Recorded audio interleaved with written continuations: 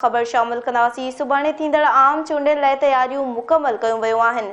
सुबुह 8 वॻे खां शाम 5 वॻे ताईं पोलिंग बग़ैर कंहिं वक़्फ़े जे जारी रहंदी।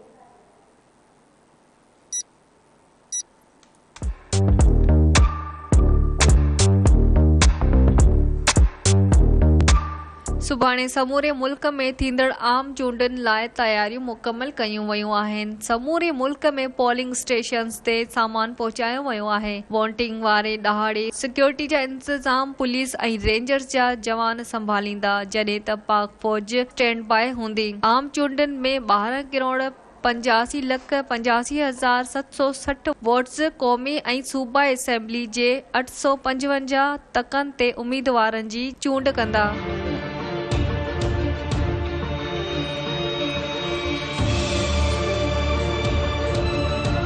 सिंध में क़ौमी असेंबली जे 61 ऐं सूबा असेंबली जे 130 तकनि ते वोटिंग थींदी।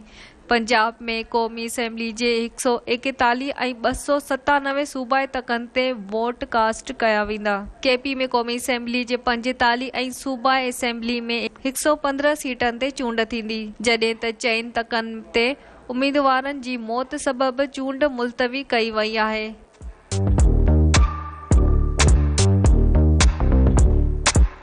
आम चूंडनि लाइ समूरे मुल्क में 16,766 पोलिंग स्टेशन्स इंतहाई हसास करार ॾिनियूं वयूं आहिनि। सिंध में 4,430 ऐं पंजाब में 5,624 पोलिंग स्टेशन्स इंतहाई हसास करार ॾिनियूं वयूं।